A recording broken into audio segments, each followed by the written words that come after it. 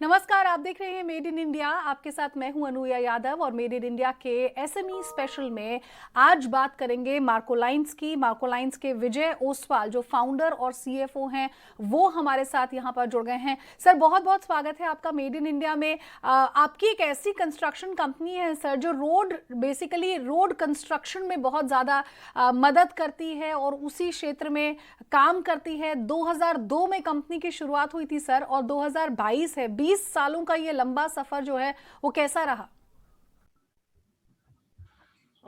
Thanks, Anuya, for calling me for this interview, and I must thank BSC also for inviting me on this. Yes, as you rightly said, yes, indeed, 20 years, 20 साल एक बहुत लंबा सफर है हमारे लिए। 2002 में हम लोगों ने ये कंपनी चालू की थी। मैं और हमारे चेयरमैन और मैनेजिंग डायरेक्टर संजय पाटिल, इन्होंने मिलकर साथ में चालू की थी। हम लोगों ने एक सिंगल प्रोडक्ट कंपनी चालू की थी। हम लोग तब जब थर्मोप्लास्टिक पेंटिंग करते थे, दैट इज रोड मार्किंग, और इसी वजह से हमारा नाम रोड मार्को लाइंस आ गया है।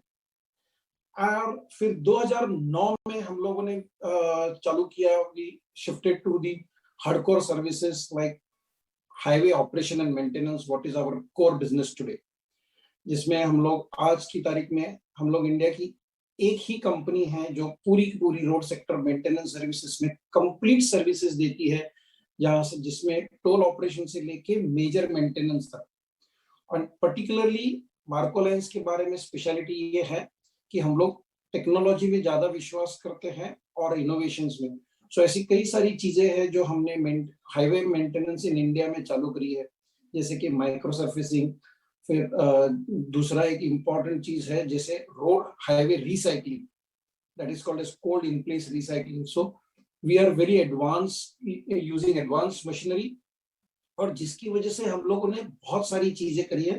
Today we are one of the leading companies providing highway operation and maintenance services. Vijay ji, हमने देखा है कि पिछले 20 सालों में हाईवेज के क्षेत्र में कैसे पूरी की पूरी सूरत बदल गई है।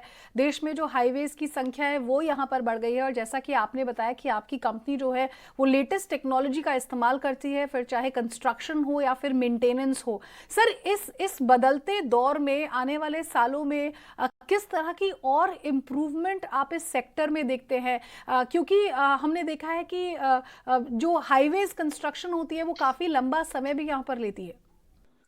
हाँ जी, एक्चुअली क्या हुआ है कि इंडिया में जैसे 2005 के करीब जब प्राइवेटाइजेशन चालू हो गया और गवर्नमेंट ने इंफ्रास्ट्रक्चर सेगमेंट प्राइवेटाइजेशन के लिए खोल दिया।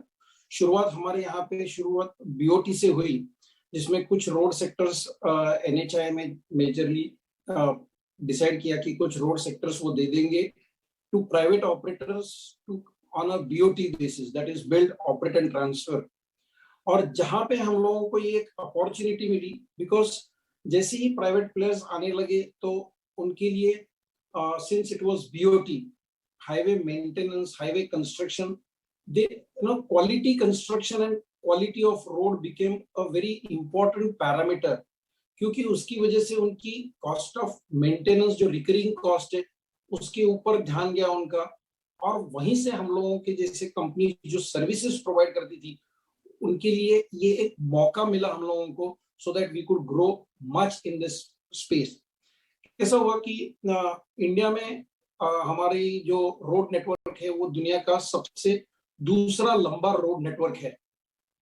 जैसे जैसे प्राइवेटाइजेशन बढ़ते गया, गवर्नमेंट ने भी बहुत अलोकेशन इसमें किया, फंड अलोकेशन प्राइवेटाइजेशन को, और पर्टिकुलरली जिस तरीके के रिटर्न्स मिल रहे हैं, तो बहुत सारे एफडीआईस ओवरसीज इन्वेस्टमेंट लेके इंडिया में आए और मार्केट बहुत तेजी से बढ़ा। इंडिया जहां पे सबसे ज्यादा पोटेंशियल है, पॉपुलेशन जो हमारा एक डिसएडवांटेज था वो एक एडवांटेज बन गया for the world, where we are into consumptive economy. Consumptive economy की वजह से रोड नेटवर्क अच्छा होना ये हमारी इकोनॉमी के लिए बहुत इंपॉर्टेंट फैक्टर हो गया। एक, इससे हमारी गति भी बढ़ेगी, और दूसरा ये सेक्टर ने बहुत सारी एम्प्लॉयमेंट भी क्रिएट करी है। जैसे अगर देखेंगे तो हम लोगों ने एक 40 लोगों से चालू हुई कंपनी, आज टुडे हमारे ग्रुप में टोटल 3,500 से भी ज्यादा लोग काम करते हैं, अलग अलग टोल प्लाजास और मेंटेनेंस साइड पे। सो ये एक बहुत बड़ी अपॉर्चुनिटी और बदलाव आया है इस सेक्टर में। एंड ऑफ कोर्स गवर्नमेंट की पॉलिसी भी बहुत इंफ्रास्ट्रक्चर प्रो है। जी। विजय जी, आप क्योंकि बीएससी लिस्टेड एक एसएमई कंपनी है, मुझे बताइए कि आज के दौर में जब हम स्टार्टअप्स की कहानियां सुनते हैं और फंडिंग होती है, इन्वेस्टमेंट होती है, ऐसे में शुरुआती दौर में आप लोगों को किस तरह के चैलेंजेस फेस करने पड़े थे? क्योंकि आपके यहाँ भी मल्टीपल फाउंडर्स हैं, 3-4 लोगों ने मिलकर कंपनी की शुरुआत की थी, लेकिन 20 साल पहले के जो चैलेंजेस थे सर, उनसे कैसे आप लोगों ने पार पाई? क्योंकि आज की तारीख में आपकी कंपनी काफी एस्टैब्लिश्ड फर्म है। एक्चुअली ऐसे 20 साल पहले जब हम लोगों ने चालू की थी, मैं और संजय ने ये कंपनी, तो यस हम लोग मैं पर्टिकुलरली बिजनेस बैकग्राउंड से आता हूँ, लेकिन मैं कन्वेंशनल फूड मार्केट यार्ड से रिलेटेड आदमी फैमिली से बिलोंग करता हूँ। और संजय बेसिकली बिलोंग करते हैं फार्मर फैमिली से। So for both of us, हम लोगों के लिए ये फर्स्ट जनरेशन बिजनेस था जिसमें हमको कोई ऐसा एक्सपीरियंस नहीं था। सो पहले जब जब हम लोगों ने इस बिजनेस में एंट्री करी, तो हमारे लिए चैलेंज था to get on to the business, लेकिन हम लोगों ने बहुत निश प्रोडक्ट चुना, तो उसकी वजह से हमारे लिए एंट्री तो आसान हो गई। लेकिन धीरे धीरे टिपिकल प्रॉब्लम जैसे आती है कि ग्रोइंग कंपनी की जो बड़ी रिक्वायरमेंट्स होती है, फंडिंग, पीपल, ये सारी टिपिकल प्रॉब्लम के दौर से हम लोग गुजरे हैं।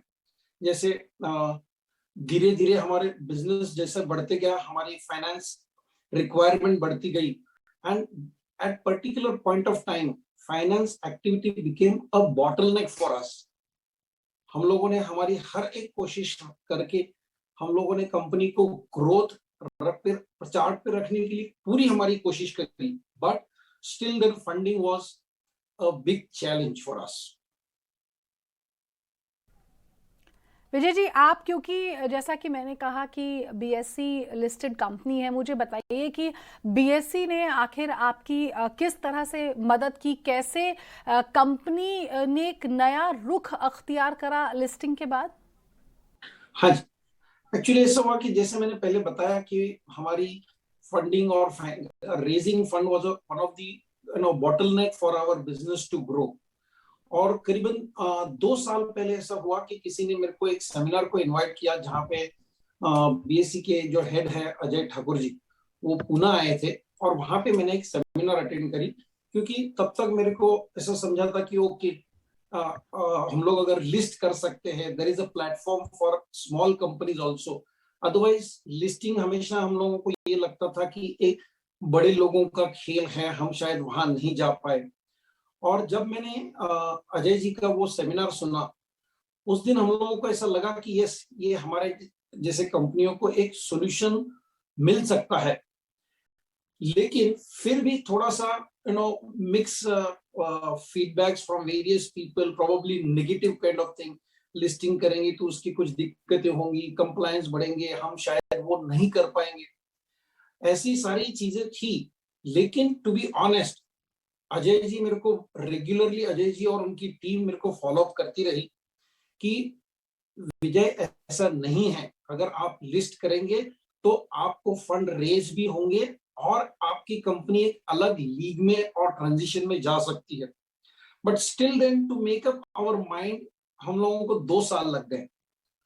2 साल बाद करीबन लास्ट जून में हम लोगों ने मन बना लिया कि चलो एक बार ये रास्ता ट्राई करके देखते हैं, and that is how we got into the listing mode.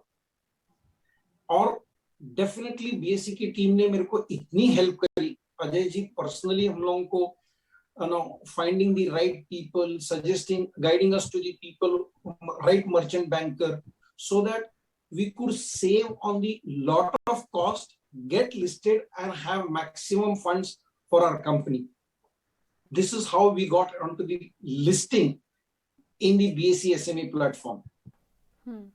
Vijay ji, इसी से जुड़ता हुआ मेरा अगला सवाल आपसे ये होगा कि जाहिर तौर पर लिस्टिंग होने के बाद कैपिटल रेज करना जो है वो आसान हो गया होगा। और भी जब एसएमई से मैंने बात की तो उनका यही कहना था कि एक विश्वास जो है वो आपके इन्वेस्टर जो है उसका बढ़ जाता है आपकी कंपनी के भीतर। आपका एक्सपीरियंस किस तरह का रहा, और आपको भी लगता है कि listing in exchange is of course a better way to raise capital? बिल्कुल सही। जो भी आप बात करी वो बिल्कुल सही है, क्योंकि जैसे ही हमारा भी अनुभव यही रहा है कि जैसे ही हमने कंपनी लिस्ट करी, एक तो हमारे लिए लोगों का जो रिस्पेक्ट था उसमें भी बहुत सारा बदलाव आ गया है।